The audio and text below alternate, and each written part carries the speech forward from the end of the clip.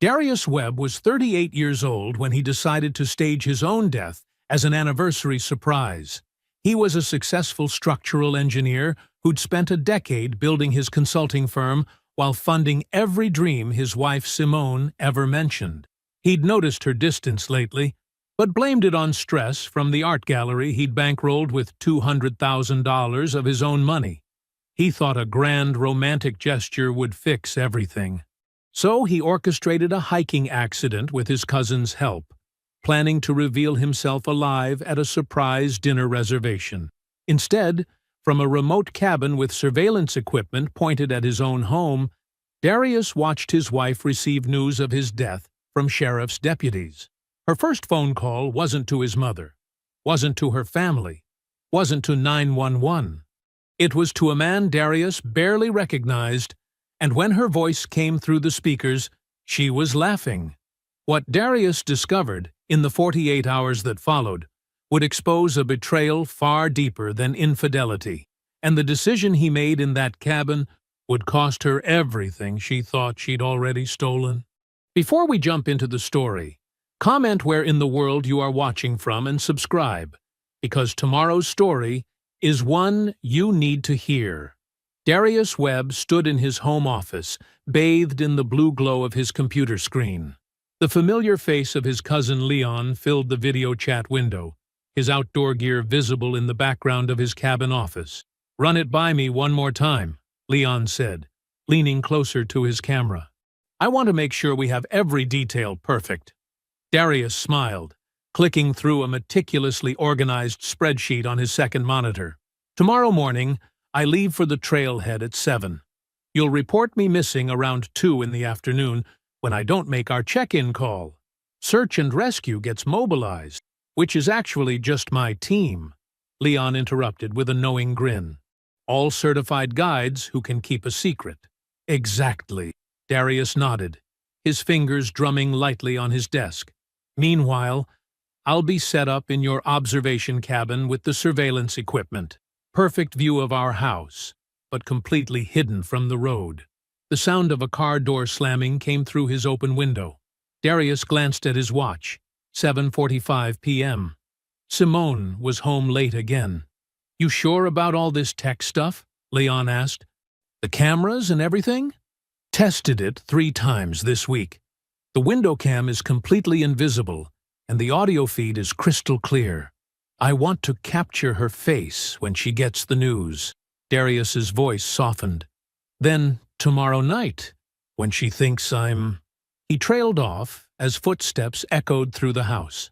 "When she thinks you're dead, you show up at LeBlanc for your anniversary dinner looking very much alive," Leon finished. "You're either the most romantic guy I know or completely crazy." "Maybe both," Darius chuckled. He heard Simone's heels clicking down the hallway. "She's home. I'll see you tomorrow at the trailhead." "Roger that, cousin. Operation Anniversary Surprise is go." Darius ended the call just as Simone passed his office door. She barely glanced inside, her face illuminated by her phone screen. "Hi," she said flatly, continuing down the hall. "Hey, beautiful," he called after her. "How was the gallery?" "Fine. Busy." Her voice was distant, distracted. "I need a shower." Darius followed her to their bedroom, watching as she dropped her designer handbag on their bed. A new one, he noticed, probably worth thousands. He didn't remember seeing the charge on their shared credit card. "I was thinking about this weekend," he ventured, leaning against the doorframe. "Our anniversary dinner tomorrow night." Simone's shoulders tensed slightly as she pulled clothes from her dresser. "About that, could we maybe reschedule?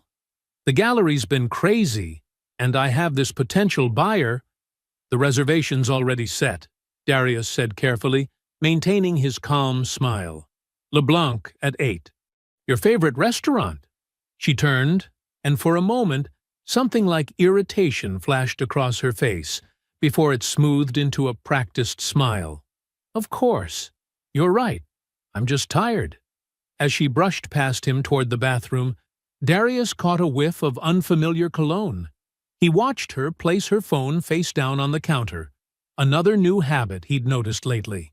The screen lit up with a notification, but he couldn't see the message. Standing alone in their bedroom, he noticed more small details that had been nagging at him. A drawer not quite closed, revealing designer clothes he didn't remember buying. Her laptop closed, but with a new password he didn't know. The slight distance in her eyes when she kissed him goodbye in the mornings. Darius shook his head, pushing away the unsettled feeling in his stomach. He was being paranoid. Simone was just stressed about the gallery, the business he'd helped her build, investing not just money, but years of emotional support. Tomorrow's surprise would remind her of the magic they'd built together. He went to his closet and checked his packed bag one final time.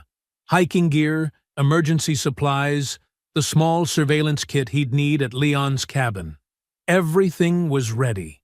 The shower started running, and Darius heard Simone's muffled voice, probably on the phone again. He'd noticed she did that more lately, taking calls in the bathroom or outside on the deck. Gallery business, she always said. Just one more day, he whispered to himself, zipping up his bag. 10 years of marriage deserved a grand gesture, something to show her that his patience and generosity weren't just traits, but active choices, investments in their shared future. The next morning, Darius woke early. Simone was still asleep, her phone clutched in her hand. He kissed her forehead gently, and she stirred, but didn't wake. "I love you," he whispered, meaning it completely. He grabbed his gear and headed out to his truck, the rising sun painting the sky in shades of pink and gold. As he drove toward the mountains, his heart felt full of anticipation. By this time tomorrow, they'd be laughing about his elaborate scheme over wine and her favorite French cuisine. The gravel crunched under Darius's truck as he pulled up to Leon's observation cabin. Nestled in the dense forest overlooking their neighborhood, the small structure provided a perfect vantage point while remaining completely hidden from the road below. Leon stepped out onto the wooden porch, already dressed in his search and rescue gear. "Right on schedule," Leon said, helping Darius unload the equipment. "How are those nerves holding up?" "Steady as ever," Darius replied, though his heart was beating faster than he'd like to admit. He'd triple-checked every detail, but executing the plan felt different than planning it. Inside the cabin, Darius unpacked his surveillance kit, while Leon cleared space on the large wooden table. The cabin was sparse but comfortable. A few chairs, a small kitchen, and, most importantly, reliable power and internet connection. Perfect for their needs. "Camera feeds are already live," Darius said, opening his laptop. Multiple windows appeared showing different angles of his house, the front door, driveway, and main windows. "I installed these last month during the security system upgrade." Simone never questioned it. Leon whistled low. "You really thought of everything, didn't you?" "Engineer," Darius shrugged. "It's what we do." They spent the next hour setting up additional equipment, backup power supplies, recording devices, and a high-powered directional microphone that could pick up sound through windows from a considerable distance. Darius tested each system methodically, marking off items on his checklist. At 3:55 p.m., Leon checked his watch. "Show time." "You ready?" Darius nodded, settling into a chair facing the monitors. "Make the call." Leon stepped outside with his phone, and Darius heard him reporting the missing hiker situation to local authorities. His cousin was a natural, voice filled with professional concern as he described how Darius had missed their scheduled check-in. By 4:30 p.m., search and rescue teams, mostly Leon's own employees who were in on the plan, had mobilized. They made a show of searching designated areas while carefully avoiding the observation cabin. Darius watched the house cameras intently. Simone's car wasn't in the driveway yet. He checked his phone. No messages from her, which wasn't unusual lately. She often worked late at the gallery, especially on Fridays. At 6:15 p.m., he spotted 2 sheriff's deputies pulling up to his house. His pulse quickened. Simone's silver Mercedes was now parked in the driveway. "Here we go," he whispered, adjusting the audio feed. Through the window camera, he watched the deputies approach his front door. The crisp evening air carried their voices clearly as they rang the doorbell. Simone answered, looking polished in an expensive dress he'd never seen before. "Mrs. Webb?" one deputy asked. "May we come in?" "We need to discuss your husband." Darius leaned forward, eager to capture her reaction. He expected tears, panic, the natural response of a wife learning her husband might be in danger. Instead, he watched something entirely different unfold. Yes, there was initial shock. Her hand flew to her mouth, her eyes widened, but then something shifted. She paced the living room as the deputies explained the situation, her eyes darting repeatedly to her phone. Her expression wasn't devastated, it was calculating, almost analytical. "We'll keep you updated on the search efforts," the deputy was saying. "Is there someone you'd like us to call? Family?"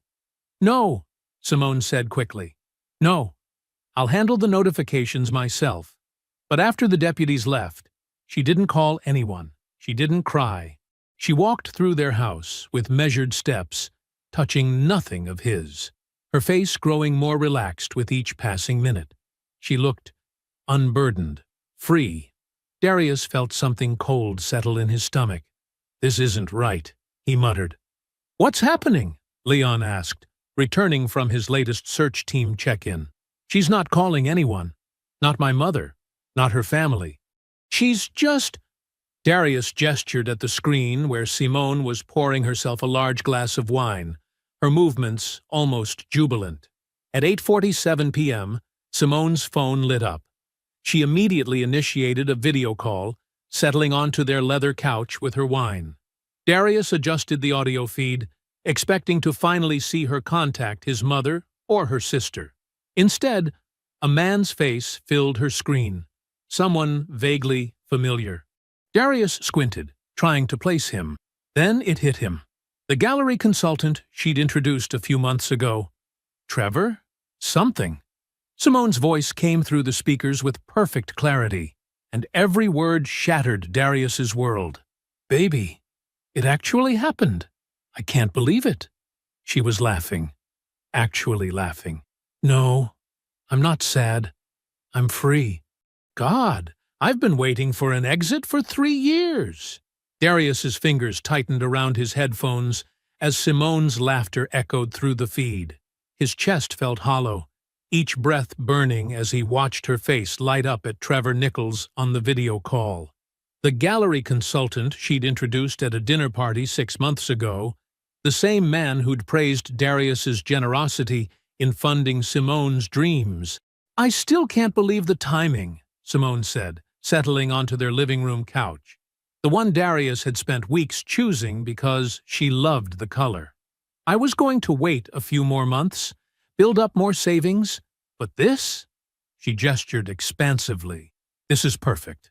Trevor leaned closer to his camera. "Are you sure they'll believe it was an accident?" "Leon's handling the search and rescue. He's Darius's cousin.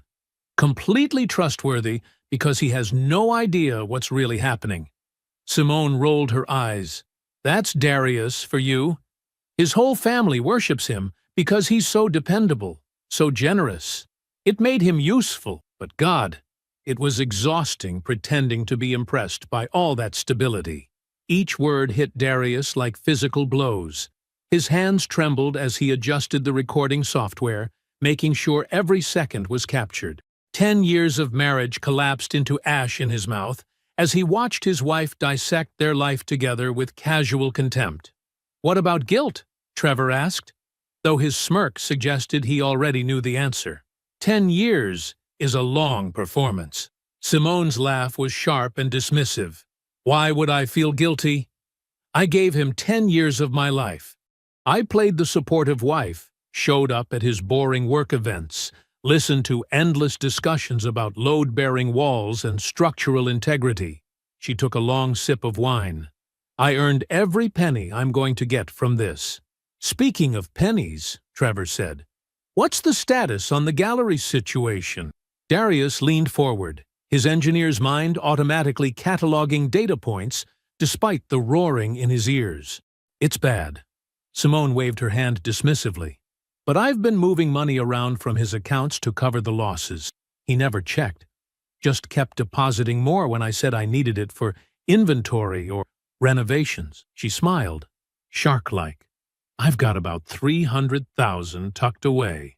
Once everything's settled with his estate, we'll start fresh somewhere else." The clinical part of Darius's brain, the part that assessed structural failures for a living, began calculating. 300,000, plus the gallery losses, plus whatever else he hadn't discovered yet.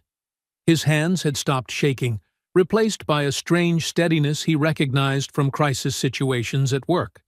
When buildings failed, emotions helped no one. You needed data, analysis, and strategic action. "I'll play the grieving widow for a few weeks," Simone continued, stretching like a satisfied cat. "His mother's got early Alzheimer's, so she'll be easy to manage. A few sad interviews about how devoted he was, how lost I am without him, then a tasteful period of mourning before finding comfort in the arms of an old friend." She winked at Trevor. The call ended shortly after. Leaving Simone alone in their living room, she walked to the mirror in the entryway, the antique one Darius had restored as an anniversary gift 3 years ago. Raising her wine glass to her reflection, she smiled. To freedom. Darius removed his headphones with mechanical precision. He looked at Leon, who had watched silently from across the cabin, his face dark with fury. "I need you to extend the search," Darius said, his voice surprisingly steady. "Tell them the weather's bad. Tell them you found signs I might have tried to shelter somewhere. I need more time." Leon nodded, already reaching for his phone to call the search coordinator. Darius pulled out his own phone, first calling Rochelle Thompson. Their friendship stretched back to elementary school. But more importantly, she was now a forensic accountant who specialized in fraud investigation. "I need your help," he said when she answered. "Everything you've got. Full financial autopsy." His voice cracked slightly. "It's Simone." His next call was to his brother Julian, who answered despite the late hour. "I need a lawyer," Darius said simply. "And a brother. Both sides of you need to hear this." He explained everything, his words precise and controlled, even as his free hand clenched until the knuckles went white. Julian listened without interruption, the silence on his end growing heavier with each revelation. The next morning, Darius forced himself to watch the feeds as Simone drove to Cornerstone Coffee downtown. Trevor was waiting outside. They embraced openly, his hands sliding down her back as she pressed against him. No pretense, no fear of being seen. Why bother? Dead men tell no tales, and dead men's wives have nothing to hide. The afternoon sun slanted through the cabin windows as Rochelle Thompson set up her laptop on the rough wooden table. Her normally neat appearance showed signs of a sleepless night, hair pulled back messily, yesterday's clothes wrinkled. But her eyes were sharp and focused as she pulled up spreadsheet after spreadsheet. "I've been through 2 years of records," she said, fingers flying across the keyboard. "It's worse than we thought, Darius. Much worse." Darius stood behind her chair, watching numbers scroll past. His engineering mind automatically organized the data. Dates, amounts, patterns. The systematic destruction of his life laid out in clean columns and rows. "Show me everything," he said quietly. Rochelle nodded, pulling up a master spreadsheet. The gallery was never profitable, not even close. But that's not the real problem. Look here. She highlighted a series of transactions. These vendors, they don't exist. The artwork shipments, the renovation materials, the consulting fees, all fake. She created shell companies, complete with forged documentation. The total at the bottom of the screen made Darius's jaw clench. $340,000. She laundered it through multiple accounts, Rochelle continued, opening more documents. Small amounts at first, testing the waters. Then bigger transfers once she realized you weren't monitoring closely. Classic embezzlement pattern. Julian's face appeared on a video call window, his attorney's office visible behind him. The money trail led me to something even more concerning, he said, without preamble. Simone took out a business loan 3 months ago. $150,000, using your engineering firm as collateral. Darius felt the blood drain from his face. That's impossible. I never signed. She forged your signature, Julian interrupted, holding up scanned documents. The paperwork looks legitimate at first glance. She had access to enough of your documents to make a convincing copy. The money went directly into an escrow account and was used to purchase a condo in Trevor's name. The loan's in default, Rochelle added quietly. First missed payment was last week. The bank will start proceedings soon, which could damage your firm's credit rating and reputation. Darius turned to the surveillance feeds. As if on cue, Simone's car pulled into their driveway. Trevor's sleek Mercedes parked behind it. They entered the house together, Simone using her key casually, like she wasn't letting her lover into her supposedly dead husband's home. Let's start in the living room. Simone's voice came through clearly. Most of this furniture is coming with me. It's all high-end pieces I selected anyway. What about his stuff? Trevor asked, running his hand along Darius's grandfather's antique desk. Sell what we can. Donate the rest. Simone shrugged. God, look at this place.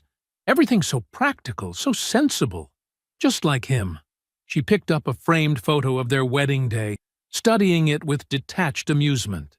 He was so boring, so predictable. He actually thought being stable was a personality. Trevor laughed, pulling her close. At least he was useful. Speaking of useful, Julian's voice cut through the feed. I found records of her meeting with divorce attorneys. 3 weeks ago, she consulted with 3 different firms, shopping for whoever would push for the highest settlement. Rochelle switched to another spreadsheet.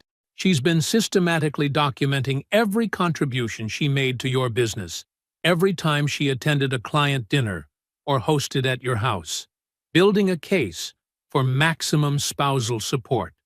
Darius watched the screens as Simone and Trevor moved through his house, casually dividing his possessions, erasing his existence piece by piece. His phone buzzed.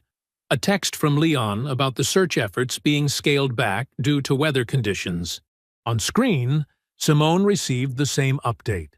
Her face lit up as she immediately typed a message to Trevor, even though he stood right beside her. It's really happening. Darius turned to his laptop, creating a new folder labeled Evidence. With mechanical precision, he began downloading surveillance footage, financial records, loan documents, and text messages. Each betrayal cataloged and time-stamped, building an airtight case. I've dated and annotated everything, Rochelle said, sending more files. The fraud is documented and clear. When you're ready to move, we've got her. Sunday morning dawned clear and cold. Darius had barely slept, spending the night organizing evidence and watching Simone celebrate his death with expensive wine and video calls to Trevor. His phone rang just after sunrise. Leon's name flashed on the screen. Good news, his cousin said, voice carefully projecting relief for any potential listeners. Search teams found you about an hour ago. You're injured, but alive, being treated at the remote medical station we set up. A pause. Are you ready for the next phase? The news came Sunday afternoon.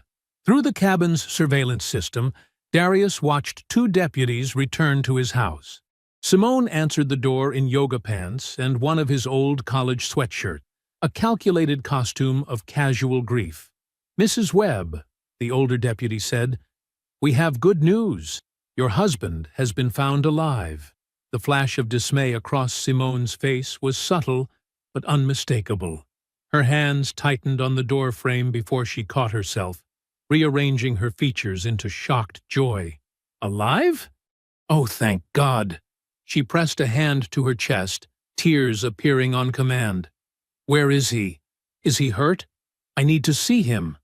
The deputies explained about the remote medical station, about minor injuries requiring observation. Simone nodded at all the right moments, asking appropriate questions, voice trembling with perfectly modulated concern. "You've got quite an actress there," Rochelle muttered, watching beside Darius. She'd barely left the cabin since arriving with the financial records, helping document every moment of Simone's performance. As soon as the deputies left, Simone's mask slipped. She paced the living room, checking her phone repeatedly. 3 attempts to call Trevor went straight to voicemail. Finally, she sent a text Darius could read through their shared cloud account. "Call me now. Everything's fucked. He's alive." Monday morning brought Simone to the cabin, which Leon had staged as a makeshift recovery location. Darius lay in bed, playing weak and medicated, as she burst through the door. "Darling!" She rushed to his side, tears flowing freely. Her fingers brushed his face with practiced tenderness. "I was so scared. When they told me you were missing," she choked up right on cue. "I'm sorry," Darius whispered, hating how easily the lie came. "I just wanted some time alone to think. I never meant to fall." "Shh, don't apologize." Simone pressed her lips to his forehead. "You're my hero for surviving. We're going to get through this together. I'll take care of everything."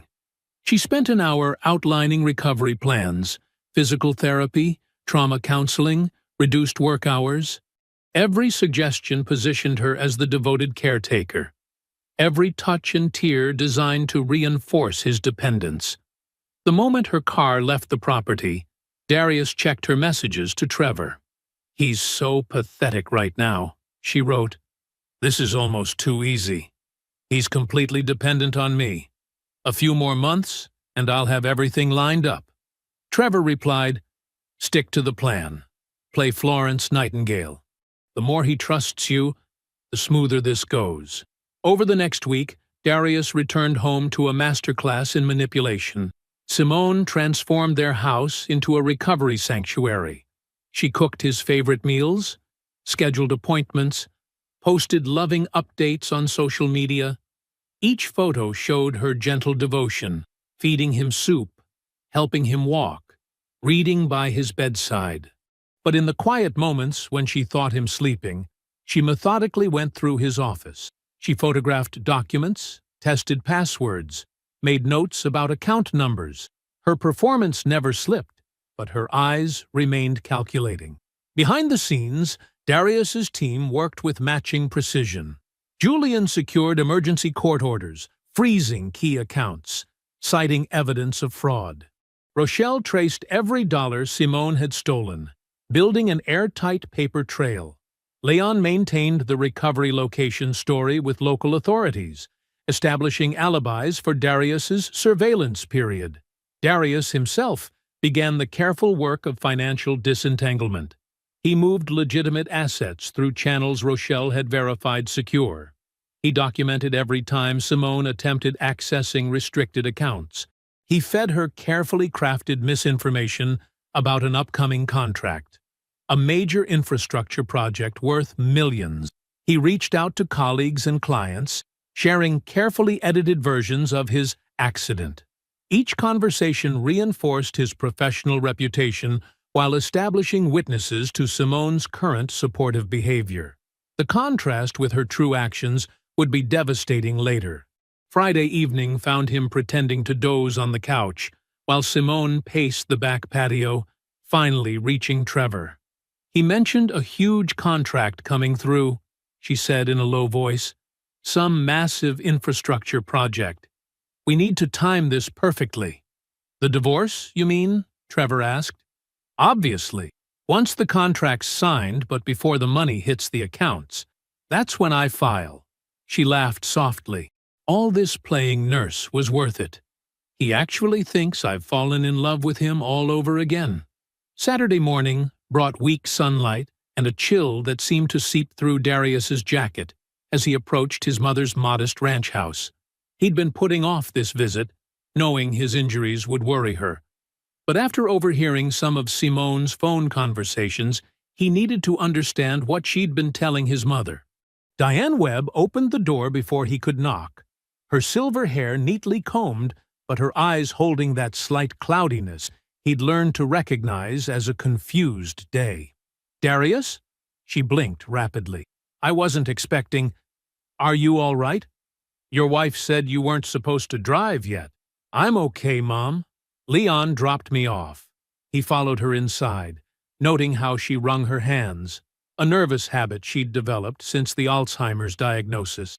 The house was exactly as it had always been. Family photos on every surface, the old piano he'd learned on, worn but clean furniture. But something felt off. His mother's movements were jerky, anxious. "Should you be here?" Diane asked, settling into her favorite armchair. "Simone said you're not supposed to leave the house without her. She's worried about your controlling behaviors getting worse after the accident." Darius felt like he'd been punched. "My what?" "The way you check her phone and won't let her see her friends." Diane's voice wavered. "She was crying, Darius. She said you've changed, become so possessive." "That's not how I raised you." He sat heavily on the couch, mind racing. "Mom, when did Simone tell you these things? Last week?" "No." "Maybe last month?" Frustration crossed her face. "It's hard to remember exactly, but she visits often, tells me how worried she is about you, about the money you're hiding, and how you won't let her work." "Mom." Darius pulled out his phone, opening the gallery app. "I need to show you something. Is this a clear day for you? Can you focus with me for a few minutes?"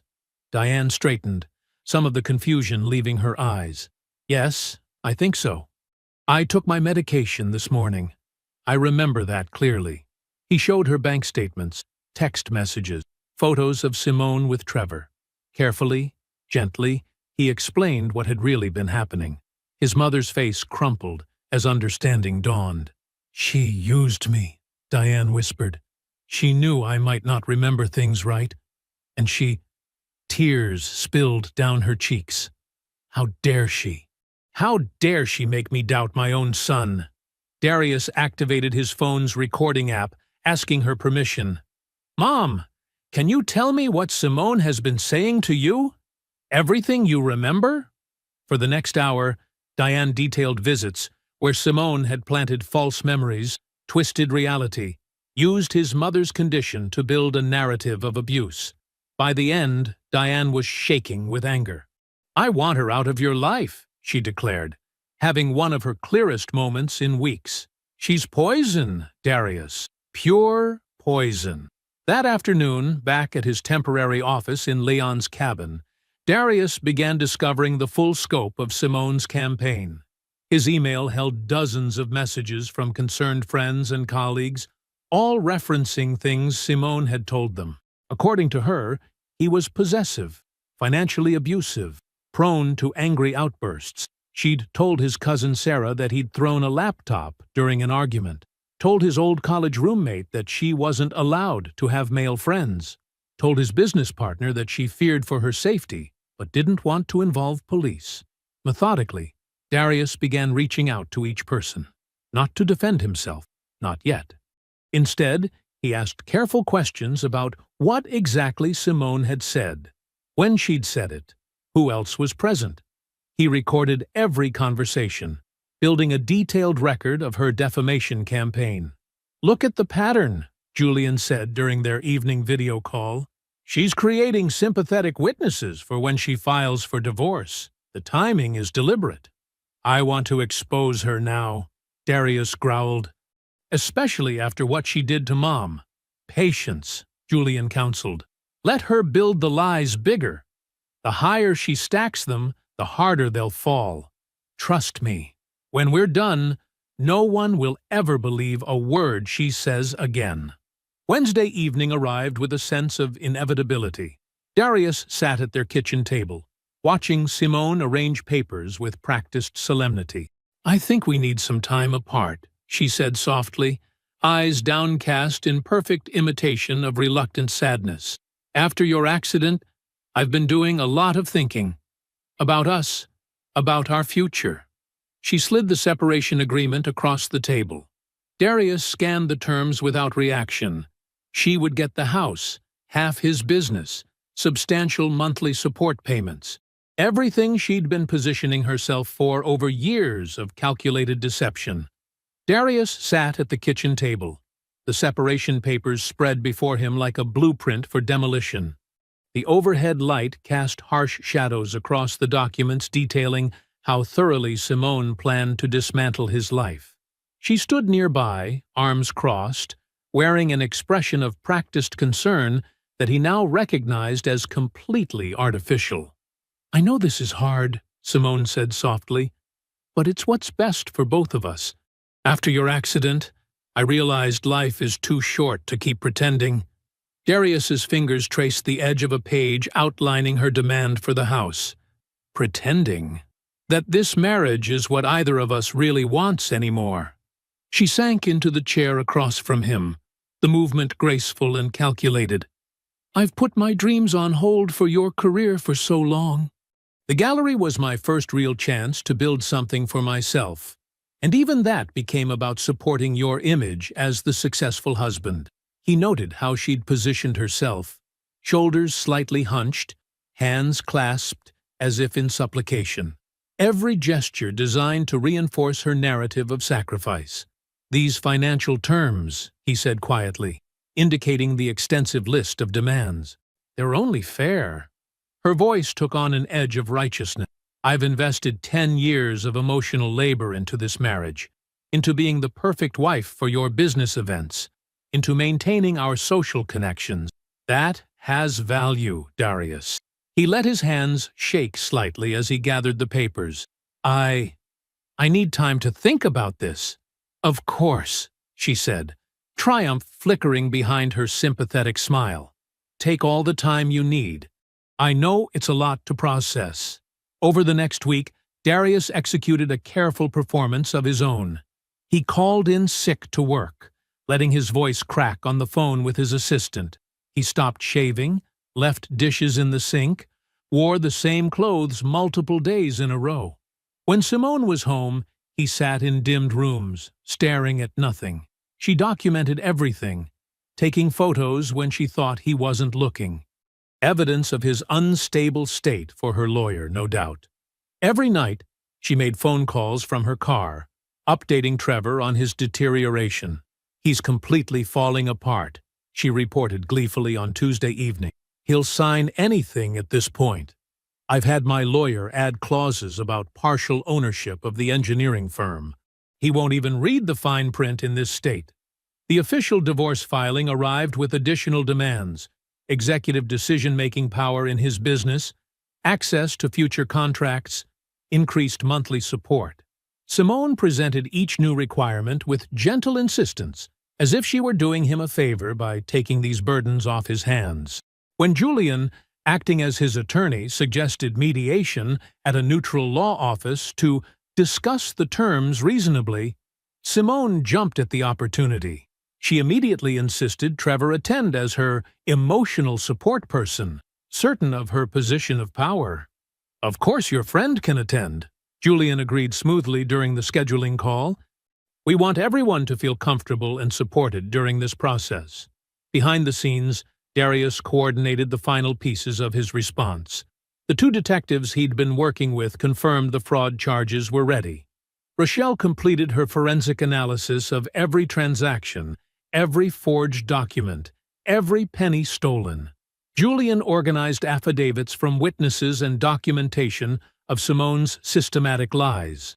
The night before mediation, Darius drove to his Aunt Patricia's house, where his mother was staying temporarily. He found Diane having one of her clear evenings, sitting in the garden with her sister. "Are you ready?" she asked, patting his hand. "To finally be free of her?"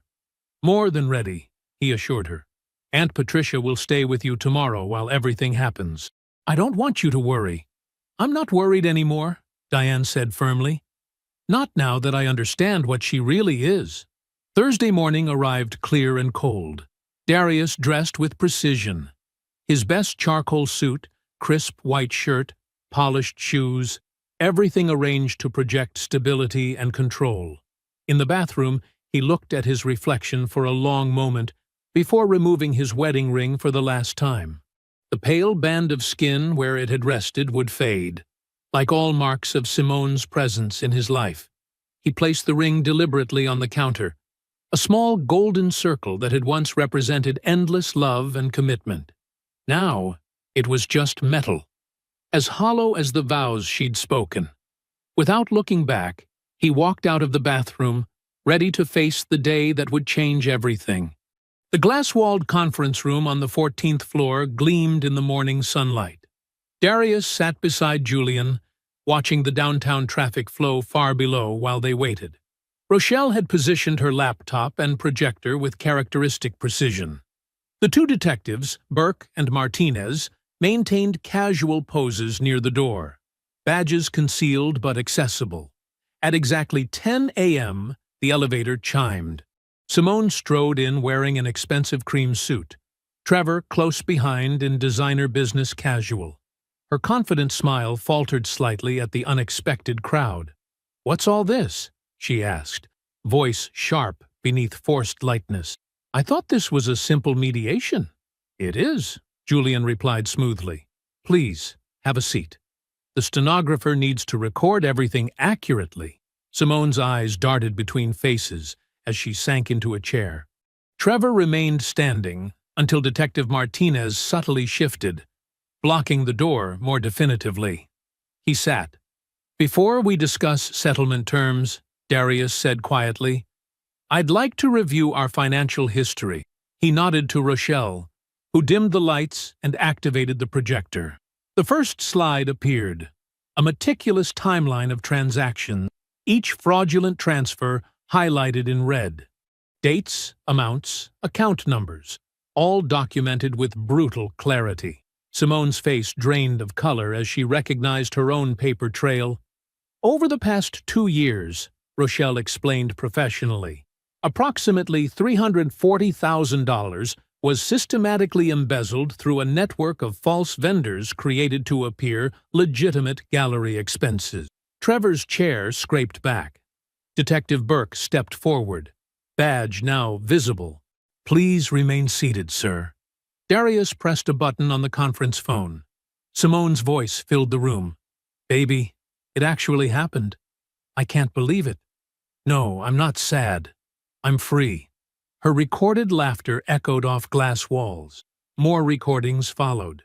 Years of calls and texts documenting contempt, calculation, planned theft. Simone's fingers gripped the table edge as her own words condemned her. "The gallery financing becomes particularly interesting," Julian continued, spreading documents across the table. "This business loan for $150,000 secured against my brother's engineering firm? The signature is quite good, but definitively forged according to 3 separate handwriting experts." "You don't understand," Simone interrupted, voice trembling. "He was controlling, emotionally abusive. I was trapped." "Interesting perspective," Darius said softly. He pressed another button. Video played. Simone laughing with Trevor in their secret condo, mocking Darius's generosity, planning how to extract maximum money in divorce. "You seemed quite free to come and go, spend my money, pursue your affair." The projector displayed more documents, bank statements showing systematic theft, forged checks, falsified gallery records, each crime methodically categorized and dated. "Wire fraud," Julian enumerated calmly, "identity theft, embezzlement, multiple counts of each, federal charges carrying mandatory minimum sentences." Trevor's lawyer-trained mind was visibly calculating odds. His eyes darted between the evidence, the detectives, and the door. "This is ridiculous," Simone snapped, but her voice cracked. "I made mistakes, but you can't prove." "We have everything," Darius cut in, "including what you told my mother." His calm finally cracked slightly. "You used her illness to plant false memories, made her doubt her own son while her mind was failing." The projector showed messages to family and friends. Simone's careful campaign of lies contrasted against documented reality. Her claims of abuse versus security footage of her coming and going freely, spending lavishly, meeting Trevor openly. Defamation, Julian added. Not criminal, but grounds for substantial civil damages. Detective Martinez stepped forward, handcuffs glinting. Simone Webb, Trevor Nichols, you're under arrest for criminal fraud and conspiracy. This is insane, Simone shrieked, jerking away. I have lawyers. This was all just mistakes, misunderstandings. Trevor remained silent as he was cuffed, already strategizing his plea deal. Simone continued screaming about rights and explanations as they were led out. Her designer heels clicked rhythmically against marble floors, the sound fading into elevator silence. Darius sat motionless, hands flat on the cool table. 10 years of marriage, 3 years of betrayal, 2 months of investigation, all concluded in less than 30 minutes. He felt nothing but bone-deep exhaustion and relief. That evening, he stood in his home office watching the arrest coverage on multiple news sites. Prominent gallery owner arrested in major fraud scheme scrolled across screens. His phone buzzed constantly with messages of support and shock, but he left them unanswered. Instead, he began systematically removing Simone's presence from the house. Her clothes went into donation boxes, her art books into storage, her photographs into a folder marked evidence, each item categorized and documented before being cleared away. Like debris after a controlled demolition, 3 weeks crawled by like molasses. Darius sat in the Stark County Jail visitation room, fluorescent lights humming overhead. The metal chair felt cold and unyielding beneath him. Through the reinforced glass partition, he watched the door on the other side open. Simone shuffled in, escorted by a female corrections officer. The orange jumpsuit hung loose on her frame. She'd lost weight. Without her usual perfect makeup and styled hair, she looked smaller somehow, vulnerable. Her eyes darted around before settling on his face with desperate intensity. The officer secured her to the chair and stepped back, maintaining a watchful position by the door. Simone reached for the phone receiver with trembling hands. Darius lifted his own receiver, face neutral. "Thank you for coming," she said, voice hoarse. "I wasn't sure you would." Darius remained silent, waiting. Let her fill the space. "I've had time to think," she continued, attempting a weak smile. "About everything. About us. Do you remember our first apartment? How we'd eat takeout on the floor because we couldn't afford furniture?" When he didn't respond, she pressed on. "We were happy then, weren't we? Before everything got so complicated, before I made such terrible mistakes." Her eyes welled with tears. They looked genuine, but then they always had. "Trevor took a deal," she said, voice bitter. 4 years reduced to 2. He told them everything, claimed I masterminded it all. But you know me, Darius. You know I'm not some criminal mastermind. I just lost my way. She leaned forward, pressing her palm against the glass. "I'll make it right. I'll sign whatever you want. Full repayment, no claims on anything. I'll disappear completely after. Just please, please don't let them send me away for 6 years. My lawyer says with your support, we could get probation instead." Her voice cracked. "We loved each other once. That had to mean something." Darius studied her face, the face he'd woken up to for 10 years, thinking he knew every expression.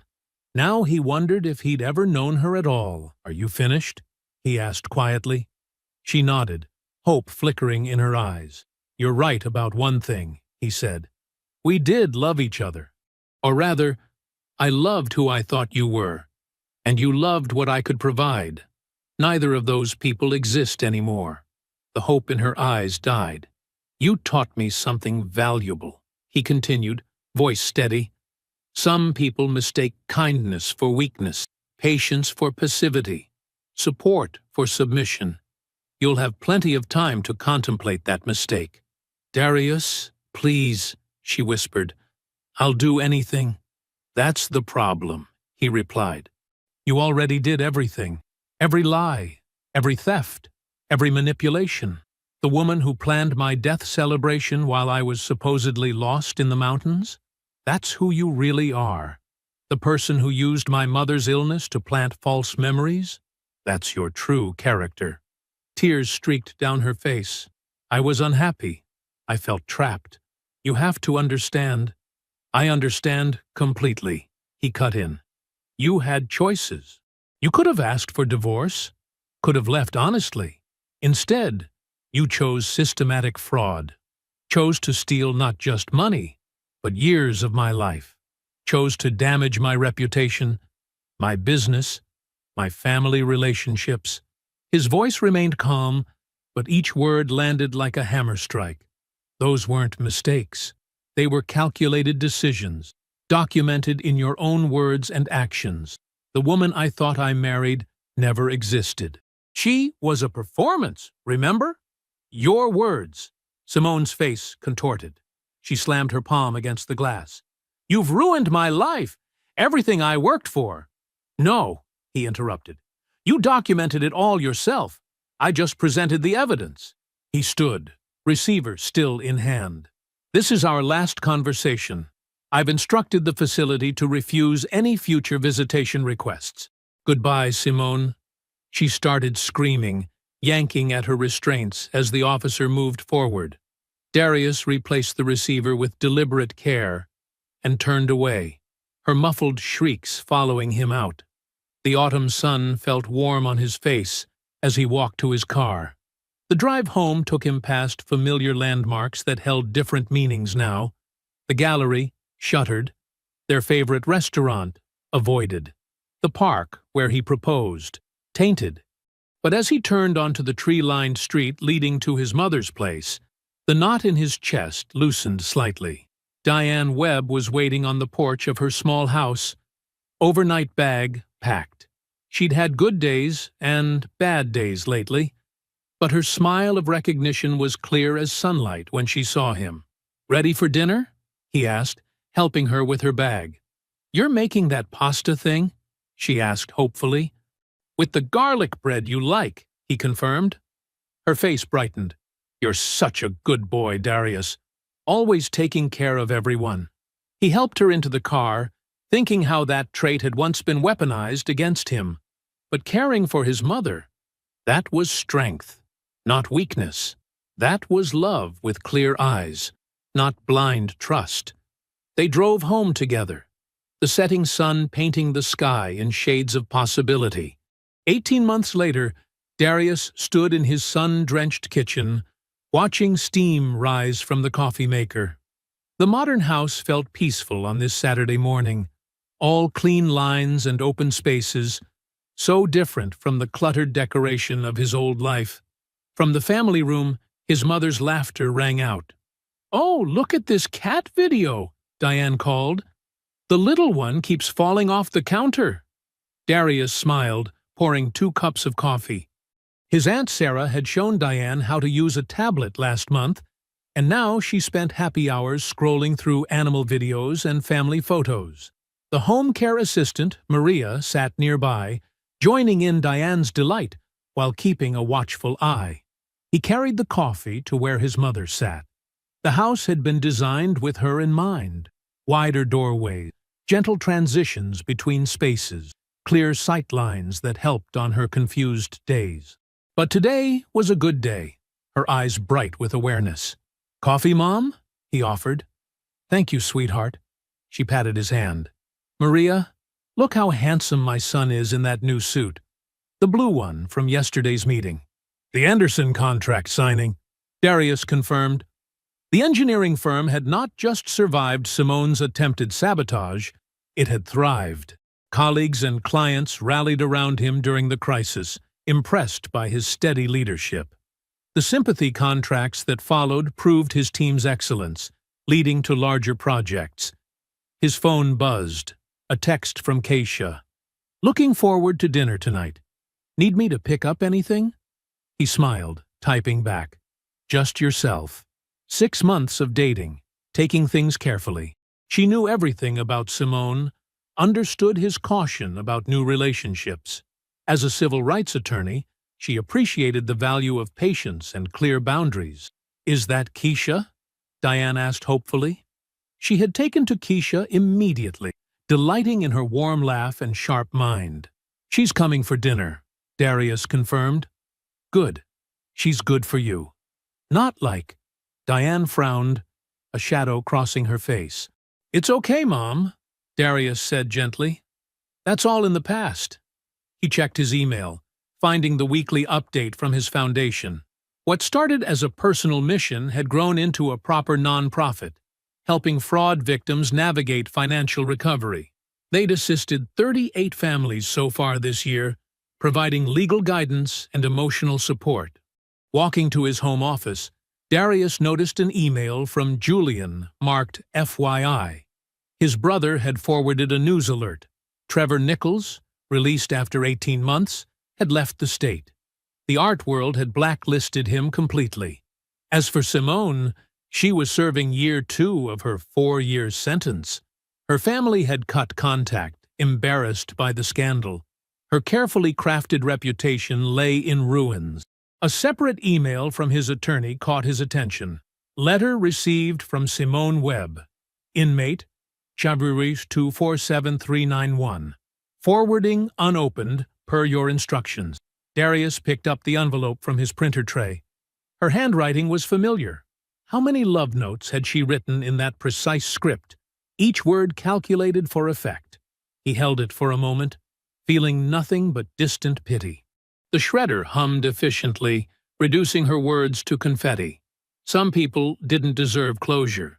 Some stories were better left unfinished. Turning to his drafting table, he reviewed plans for the Foundation's community center.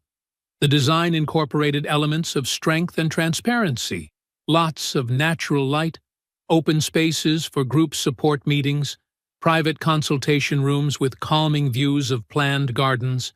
His phone chimed again. Photos from last night's Foundation event. Victims turned survivors sharing their stories, supporting newcomers still reeling from betrayal. He'd spoken briefly, explaining how his experience taught him that recovery wasn't just about money. It was about rebuilding trust in yourself. Maria appeared in the doorway. "Mr. Webb, your mother's ready for her afternoon walk if you'd like to join." Outside, spring flowers bloomed along the carefully planned paths. Diane pointed out birds, naming them confidently. Her long-term memory remained strong even as recent events sometimes slipped away. They completed their usual circuit, just as Keisha's car pulled into the driveway. "Perfect timing," she said, emerging with a bottle of wine. Her smile held warmth without pressure, understanding without pity. Diane brightened. "Keisha, did Darius show you his plans for the new building? He's so clever with his designs." "Not yet," Keisha replied, linking arms with Diane. "Why don't you tell me all about it over dinner?" They moved inside together, Diane chattering happily about her son's accomplishments, while Keisha listened with genuine interest. Sunlight streamed through the wall of windows Darius had specifically designed, casting long, warm rectangles across the hardwood floors. Standing in his kitchen, preparing dinner with practiced ease, Darius realized something profound. He was no longer the man who had watched his world implode 18 months ago. That experience had shaped him, but didn't define him. He was defined by what he built after. This home, this foundation, this carefully reconstructed life based on truth and clear vision. I hope you enjoyed that one. Be sure to like the video and subscribe so you don't miss the next story. I've picked out 2 more for you that I think you'll really like.